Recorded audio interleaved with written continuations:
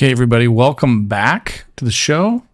This is the Forgive for God show. What we're going to be doing this time is I'm going to go over the reactions from the video I just did. So I just did a rebuttal video for an atheist TikTok, and looks like people got a little bit got a little heated up over that. So this is the comment, and it reads, "The funny thing about that video is, once again, a God-fearing person has no actual proof or evidence. They just go on feelings and things they have been taught by their cult. If you look back at history, religion is the true root of all evil. Christianity is a hodgepodge of multiple religions from before Christianity was ever around. There is no proof that there is a God, that there ever was a man named by the name of Jesus that walked the earth at that time and did the things that they said. In fact, every Christian did things that they have said. In fact, every time Christianity has tried to scientifically prove that it's real has been debunked. The Catholic Church gave the Shroud of Turin to National Geographic and their scientists, and they proved without a doubt that the cloth that was given to them was from 700 AD. And then, of course, the church backtracked and said, "Oh, we were just testing you. Hey, man, you believe what you want. I know for a fact that there is no God. There has never been anything but fear, politicking, and lies told by the church. Does it have some good teachings? Yes. But I believe modern day Christians don't follow a lot of those teachings.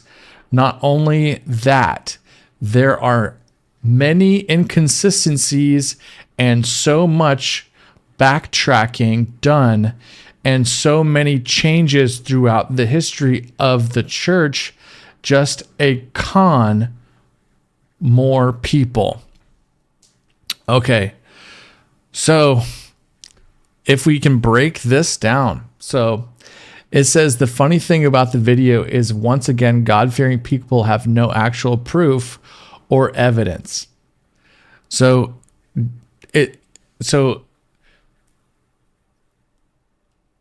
there's this funny thing about proof and evidence where it's like, I had a couple of days to actually kind of think about this, maybe a day. And what kind of popped in my head was, why don't we just throw out witness testimony altogether? Let's just throw it out. Throw out witness testimony. If you saw somebody doing something, if you saw somebody doing anything that was wrong, throw it out. Does not exist. Is that reasonable? Why would you not trust people when they say that they had experiences, they have testimonies, they have something that they witnessed in their own life, encounters that they've had, something, and an encounter by definition usually is something that is significant, that happens to somebody's life, that drastically changes everything about them. They have this vision, they have this experience they can't explain.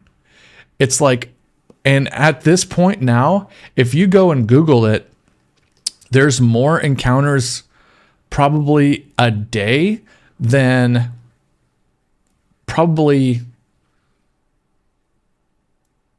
ever been like a UFO encounter. You know what I mean? It's like, and here's the thing. That's my argument right here. This is my argument that I'm making. Why don't you just throw out witness testimony? because that's exactly what you're saying. That's your argument that you're making. You're making the argument that these people that have these testimonies, these witness testimonies, these encounters, whatever they have, the people in the Bible who are the apostles, the soldier, I guess, that was converted, that was blind, I guess, or something like that, and got Jesus' blood in his eye and then went on. And this is a separate book from the Bible. So, and then if you also consider that all the books of the Bible are essentially doing the same thing. They're all these witness accounts of what they believe is the Lord intervening in some way. So now you're discrediting 66 books of the Bible and everything that's in there. And now you're discrediting the continuity of the Bible too. As a book of books that are consistent in nature. And it's like over hundreds of years. I think it spans over 1,000 years. At least, right? Because over thousands, maybe, I think, isn't it?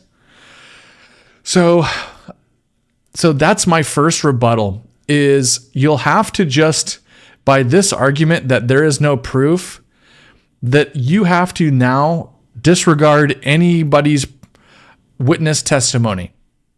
Period. Witness testimony does not exist, because that's exactly what you're saying. Okay?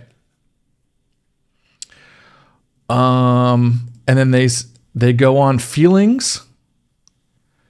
So this is an argument from a place of ignorance, because the Bible teaches not to go by your feelings.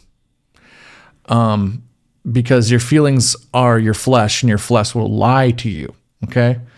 So that's just from a place of ignorance. They just don't know that that's not how this works. So we're just going to give that a pass. And things that they have been taught by their cult. So, I mean, cult is just a characterization. So I could say the same thing for you. So let's just give that a pass too. If you look back in history, religion is the true root of all evil. So I would say that if you go back in the books of the Bible, they are those instances are that this is just a completely false statement. This is completely false because this is what atheists do too. Is they say that we have morality, and then it's like, well, where'd you get your morality? You had to get it somewhere. And it's like, well, maybe you borrowed it from Christians. And they don't want to admit that they borrowed Christianity's moral codes. They don't want to admit that. They just want to say, no, we came up with it on our own. It's like, no, you didn't. Because, and then also the Bible's instances in the Bible, all the times that the king, say, maybe decreed something, and then the Hebrews or something, the Israelites said, we shouldn't do this. We can't do this, blah, blah, blah. It ended up being something that was proven in the Bible, and that's what made those stories significant. That those stories are a testimony that the king said that you should do this, or the decree of the law was this instead of that, and God intervening in these stories made sure to let everybody know that that's not the case. It's not correct, and it's not good. So the root of all evil, it is I'd say it's a bad characterization again, and from a place of ignorance, but some people might believe that, because I'm going to play devil's advocate here. by saying that the people who say that that's the root of all evil are also saying that life is more subjective, and the fact that you have law and order at all and something that says good and evil at all, and making those terms relevant is making good and evil. It's like if we didn't have those things, and as the story goes, somebody ate of the fruit of good and evil. And apparently we didn't have to worry about that before that happened. And then we ate of the fruit of good and evil. And then it became a relevant thing that we had to deal with. So is it the root of all evil? And then actually the claim is religion is the root of all evil. And this is kind of a place of ignorance if you don't understand how the Bible works. In the New Testament, when Jesus is rebuking the Pharisees and how they conduct their religion as business as usual in more of a transactional way than a way from a position of your heart. Like they would not have a position of love in their heart for anybody at all. And they would only do things as a transactional basis, in so much so that Jesus said that he didn't want to have all these transactions and banking all this happening in the church. So basically he said that it's just became a bazaar instead of a place of worship. And that's what his point was, is the law is not to just be a transactional thing that you have to check the box, which is what religion is. It's checking the box, and it's like works based. But no, the point was that you had to have a position of your heart, a love position of your heart for others. And it's not just a transactional thing that we're doing. Okay. And religion is kind of the way that we describe doing that, instead of what Christians say is it's supposed to be a relationship. So we're supposed to have a relationship with others and with Jesus so that we have love in our heart and for others, instead of this religion based on all the things that we have to do right or wrong. Okay, so I think I explained that maybe 3-4 different ways. So trying to make this stuff clearer might be I'm talking too much. So I'm just gonna keep moving. Christianity is just a hodgepodge of multiple religions. Okay, so this comes from the Zeitgeist movie, I believe, because I've seen it. It was a popular movie. The Zeitgeist movies would say how Christianity was, how this was come about, and it's just a ripoff of all the other religions and blah blah blah, and it's just co-signing all these different religions and everything else, and they have so many similarities that are basically the same thing, and that's actually from a place of ignorance, because that's all been debunked. So that show Zeitgeist got that all wrong, but if you believe it, you believe it. So it says it was a hodgepodge of multiple religions from before Christianity was ever around. There is no proof that there is a God, that there ever was a man named by the name of Jesus. So like no proof of that there's a God. So people who don't see proof of God is a perspective issue. That's what I would say. This is like kind of most of my arguments is about characterization, because the reason why is because it's so essential to Christianity. So it's like if you have a bad characterization or perspective about, let's say, anything, you might be unthankful for that thing. So it's like, if you don't take things seriously, if you don't take the law seriously, you might break it. If you don't take, your car seriously, like, you know what I mean? If you're not thankful for your car, you might be bitter about it. So that's the point I'm making is perspective is a position of your heart. And that's what we're trying to achieve here. And when people say that there is no God, it's a point of view.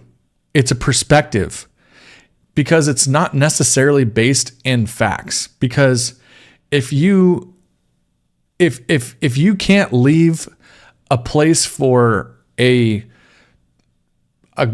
for God in creation, or even in evolution, even using your argument saying like, oh, this all just appeared, blah, blah, blah, and molten goo and all this stuff, and things eventually evolved. But the reason why I would say like you'd still have to have a place for God is because what came first, the chicken or the egg? And that's what I went over on the other video. And I was just, and it's a simple argument, but it's effective. So there's no proof that there's a God, that there ever was a man named by the name of Jesus. No, that's also false. It's just factually false, because there is witness testimony other than the books that we have, which is like Caesar Cornelius or Augustus, or well, I don't know what his name is, but there was some other person who was writing about that, who was a Roman, and that is their records. So, and also, it would be kind of, it's kind of, let's just say it's a little silly to say that there's nobody named Jesus when Jesus has such an impact on the world. It would be hard to fake somebody not being alive. And then we have things like, before and after death in the timeline, like multiple sects of the same religion of Christianity, based on this, and based on it from a historical perspective, based on these people were alive and were witness testimony, and things were getting written about these people, and so there's that's that part of the argument. Okay. And also, again, witness testimonies from people currently alive who have had, they've had encounters and they have experiences that are, if you want to have some fun, go look up people who have died and come back to life and what they say. Okay. So there's a huge amount of content just based on that. Okay. Moving on, it says that Jesus, there's never a man that named Jesus that walked the earth at the time and did the things that he said, and so there's no proof that he ever existed or even did the things that they have said. I would just say argumentatively, and then so argumentatively, I would say that's false, because like I said, we have these witness testimonies, people who died in for that belief.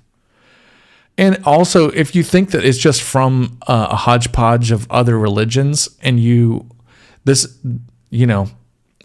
you're still in the camp of to think that, then yeah, you're, and then also that's a place of ignorance, because these things have been debunked.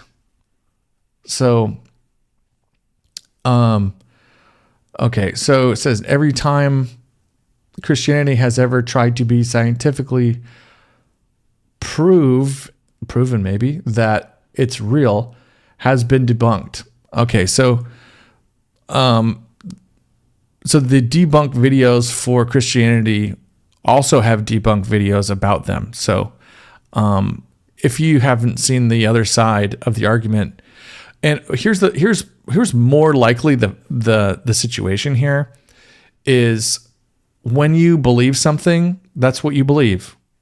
Okay, I can't necessarily convince you and I can't make you do it, but I can present the argument.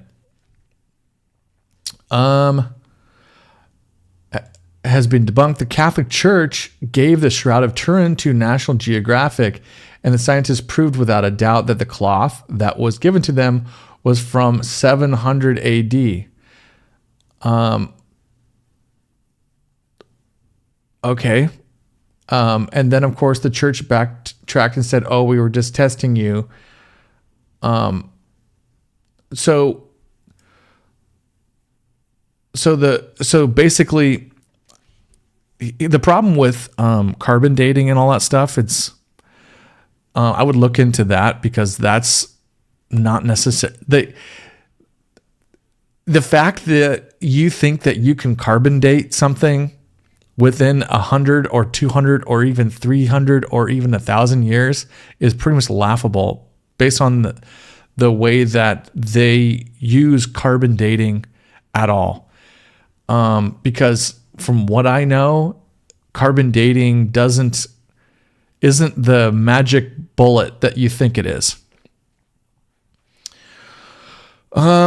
So, and then also, if they gave the Shroud of Turin, okay, so this is just an artifact. So, okay, like I could say, yeah. So if there's an artifact that there's available that has significance, and it's like, oh, this is a piece of the cross. This is the spear of destiny, the one that stabbed Jesus in the ribs. This is the Ark of the Covenant. This is there's also a significant the veil from the temple that was split from the top down. There's things that might, and then also here's the crazy part. You have Jerusalem, which is a real place. This place exists with all the places like, the Mount of Olives and things like that are still like places that are there. You know what I mean? And also we have the Egyptian pyramids, which dates way far back to when the Hebrews were slaves, and they say, oh, who knows how the pyramids were built? But the story goes, weren't the Hebrews slaves and the ones that had to build it for the Pharaoh and all that? That's the story I got. So they always go, oh, and it's kind of funny how they always go, how could they ever build this? But then like they're always leaving out the fact that those were the people that could have built it. I just always think that's kind of a funny omission. But so you can have all these things, and it doesn't. Yeah, this is fair. Fair is fair. That doesn't prove anything that there are things. But if you're not going to believe physical evidence or witness testimony, or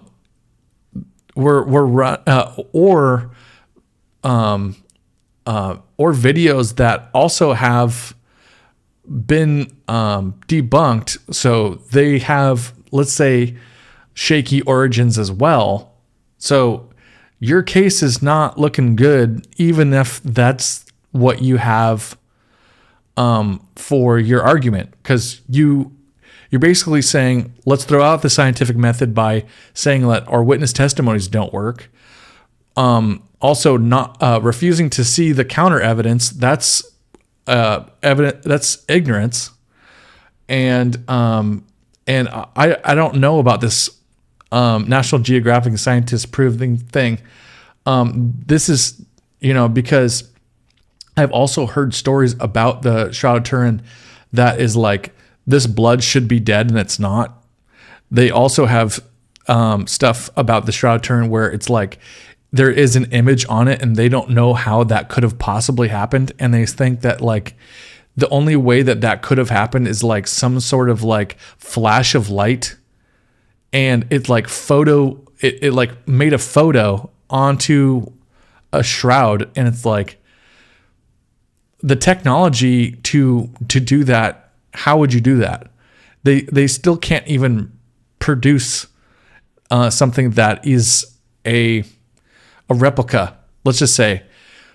So to try to debunk it based on even making a replica hasn't even been presented yet. So as far as I know, okay. So, hey man, you believe what you want. I know that for a fact that there is no God. So that's a pretty big claim. So you're saying that you know for a fact there is no God. So how do you know that there is no God? Basically, that's what you're saying to me. You're telling me that I can't know, and then you're saying that you know.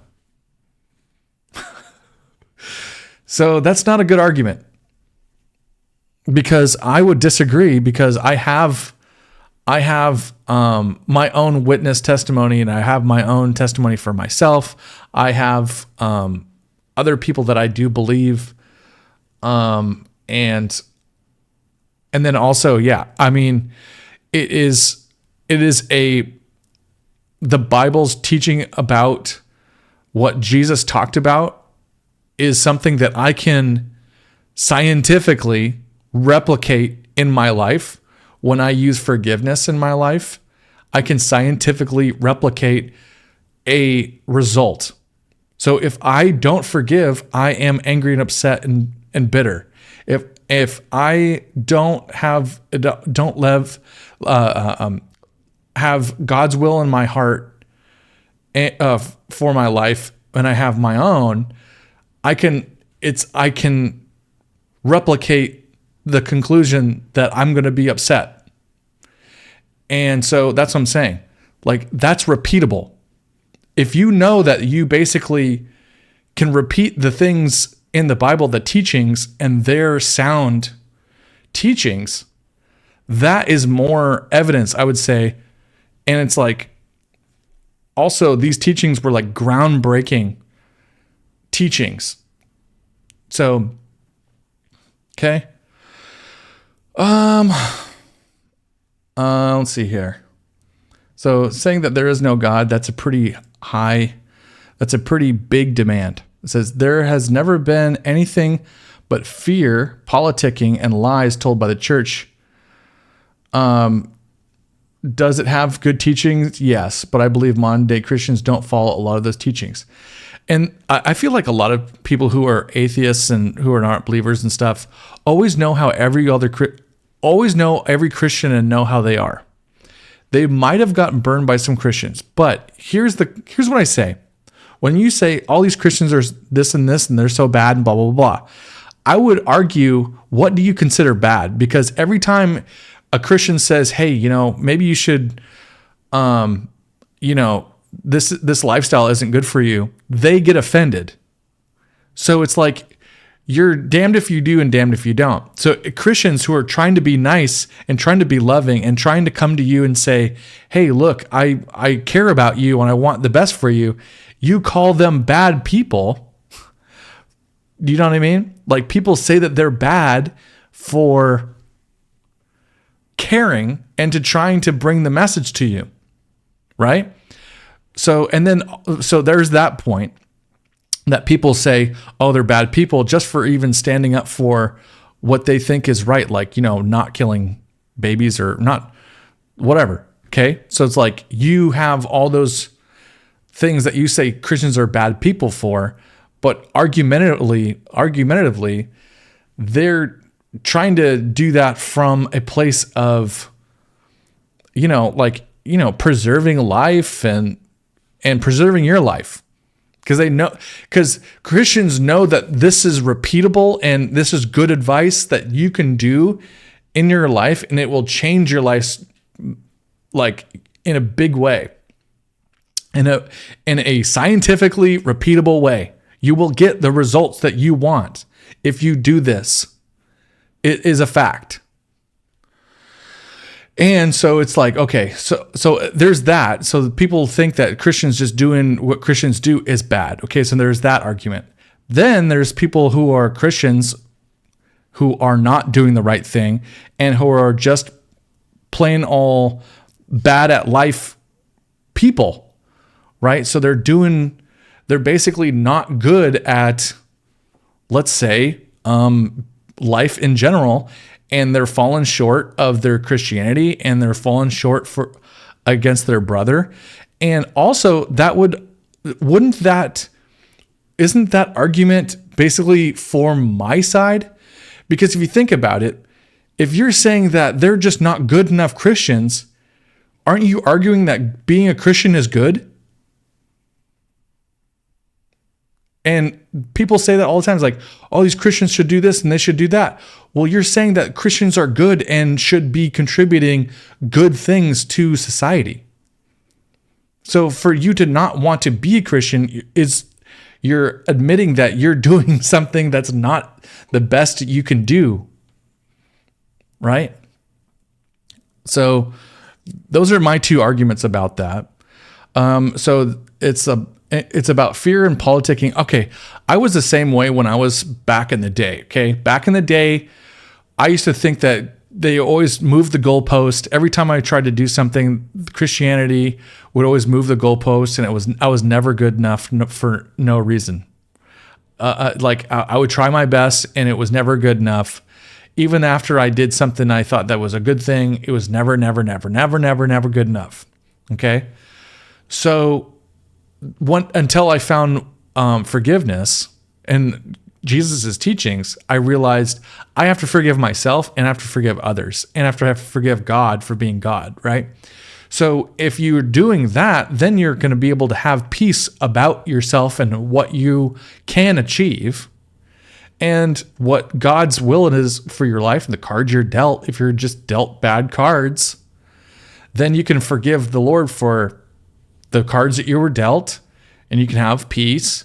And then you can forgive others for falling short and what you expect them to do, because that's what they're going to do.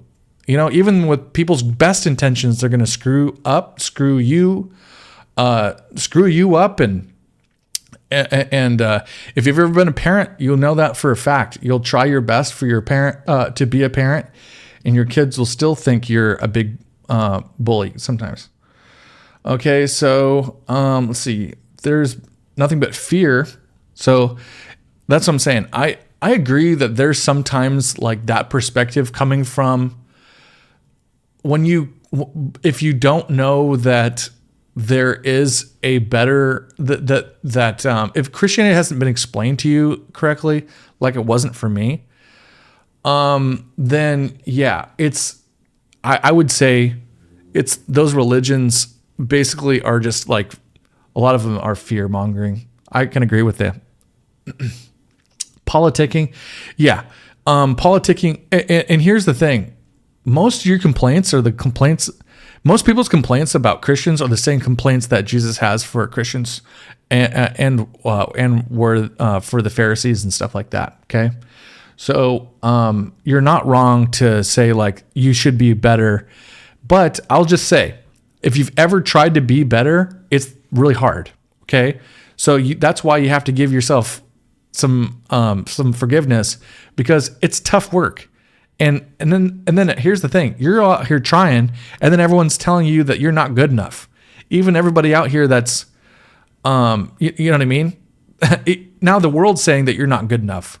It's like, dude, you just tried to start doing better for your life, and then now you're getting it even worse. You see what I mean? So it's not really fair. I just don't think it's fair, but that's just the nature of it, right? So politicking, so some of this is just bad characterization. It's just like seeing this in a negative way. And so if obviously if you're not seeing this in the way that, giving it the kind of the benefit of the doubt that I think that it should have, you're just going to give it bad characterization.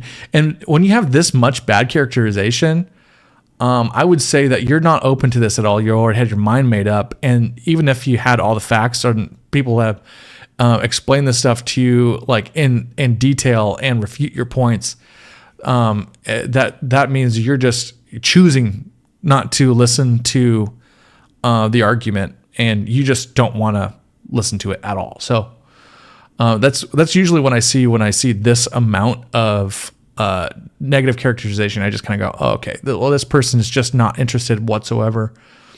But I'm still here to, like I said, I'm still here to do my job. Okay.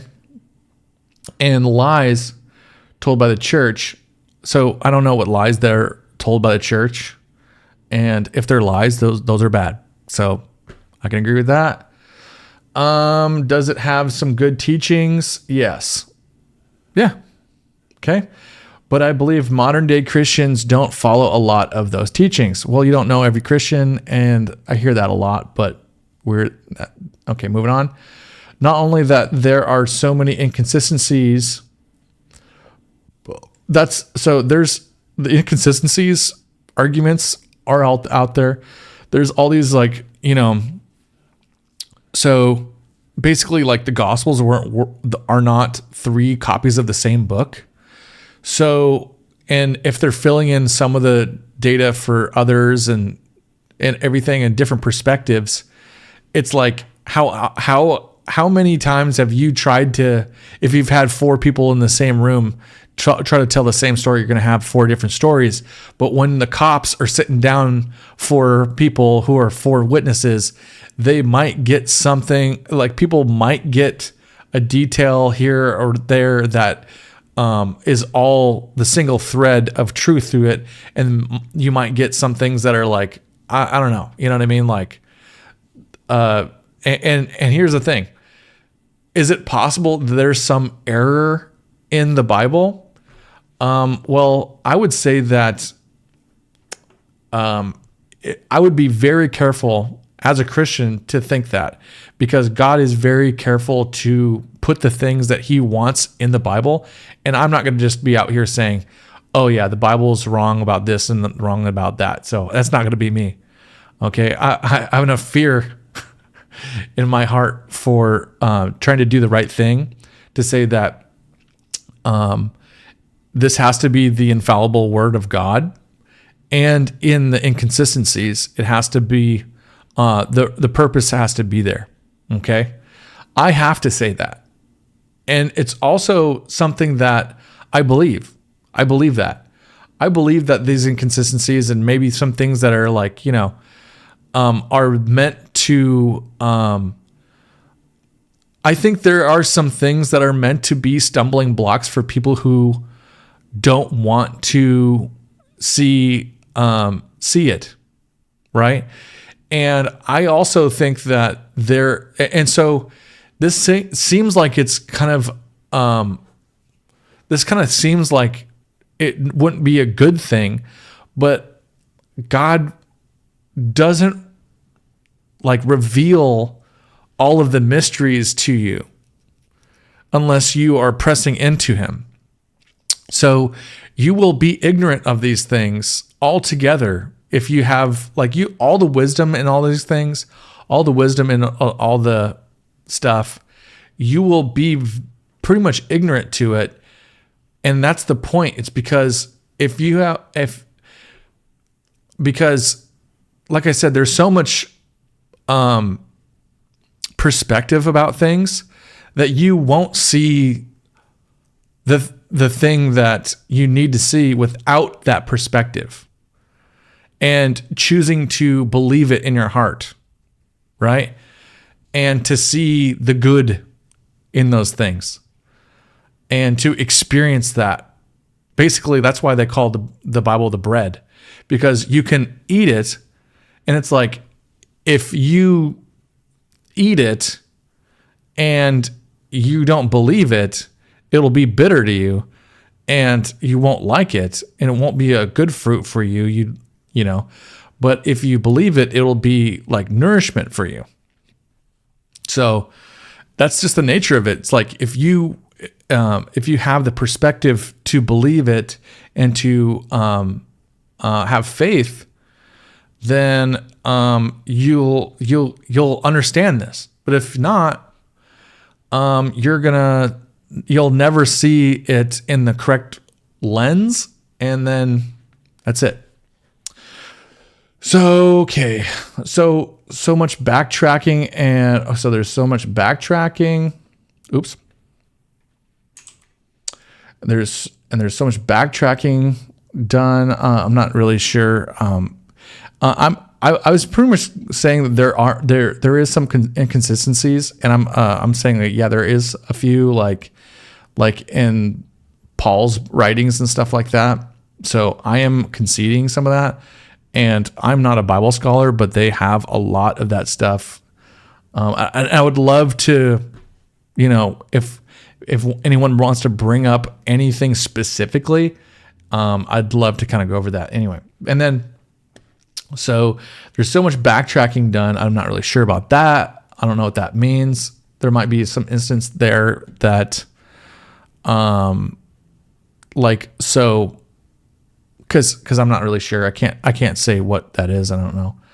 And so many changes throughout the history. So, and that's just an argument. The Bible's changed so much argument. Well, if I did a translation, is that changing the Bible, right? And so if you translate the Bible and it changes the words from the original word to a word that means that word, is that changing it? You know what I mean? And so, and then you have to change it for the context for those people at the time. And like the first Geneva Bible was like, like Old English, like OLDE English, it's like so old, and like some of the things that they know, like the things that they said. And then, and that's kind of what I'm understanding about that. I don't see that there's huge things that are wrong, and they've taken out the books and the things they've tried to be as careful as they can to not put the things that are not consistent in the book of the Bible, right? They were like, okay, what about these other books and everything? And they were like, yeah, we're not going to put all that stuff in there. Some, the Catholic Bible has some extra books and stuff like that, some extracurricular reading. In Christianese, they just say you use your discernment about some of these religious texts that aren't in the Bible. And then also, like, I can't remember what book it is, but I think it's Enoch that predicted it not to be in the Bible, then it got taken out, and it actually happened. Something like that. I don't know. Something like that happened. So let's see, backtracking, I don't really know. And then it says so many changes throughout the history of the. Okay, so many changes throughout the history of the church. Just to con more people. Okay, so it's like so many changes throughout the history of the church just to con more people.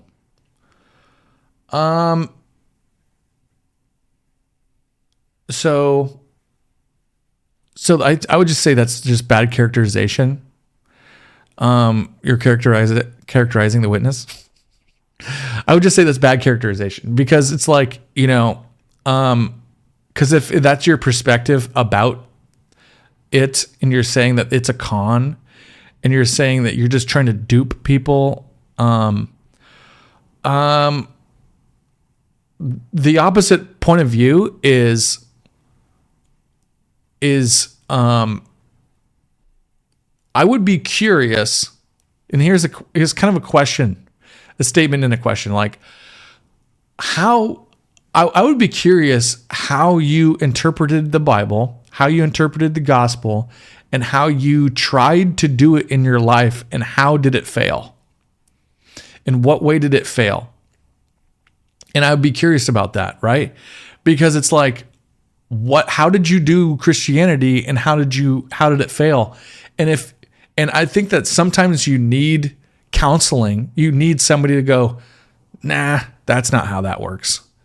You were way off on, and I think that that's good, because I think that that's good that we have the Bible, and we have all these pastors and people in the church who have all these experiences and have had these experiences. I think I said that twice. Because it might not be exactly the thing that it might be exactly what you need to hear, but not the exact same scenario. But it's like you might glean some wisdom from the thing that they are trying to show you. I've tried to do some of that perspective in this to try to like correct the points of the perspective that this is, the opposite perspective that is available, right? I'm just trying to make available what the opposite perspective is in contrast to these points. And I was really happy to actually get this feedback from somebody. I sent my video for the rebuttal atheist video to, I probably spammed a bunch of people on my Facebook at like 12 o'clock at night. I can't remember. I'm sure they're really happy with me for doing that. But this person wrote this all back. I'm actually really thankful that that's what we got back. And then actually, I said, I'm not going to use your name, and I'm not going to call you out and all that stuff. And maybe I was just wondering if I could use this. And that was my response to all of this, right? And then the person was like, hey, it's all good, man. I just get all hot about this stuff and blah, blah, blah, and no problem and stuff like that. And it's like, and that's good.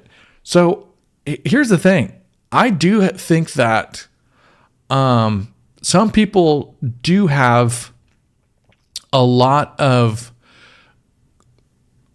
potential to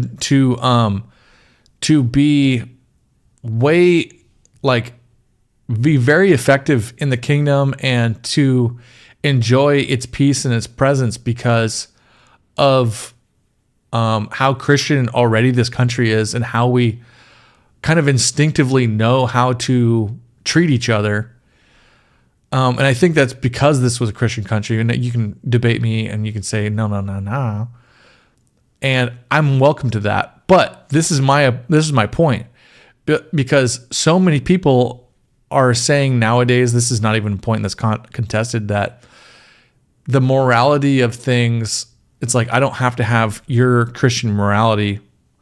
I can have like morality without this. I think we kind of went over this a little bit, but it's like, kind of like, yeah, I mean, well, I feel like you pretty much got that from Christianity, and we get that in this society from a lot of that stuff. And I think it's kind of baked in the cake. And so I think that what the thing is like, people just don't want to, so like, I just think that people just don't want to, like, do the wrong thing and to,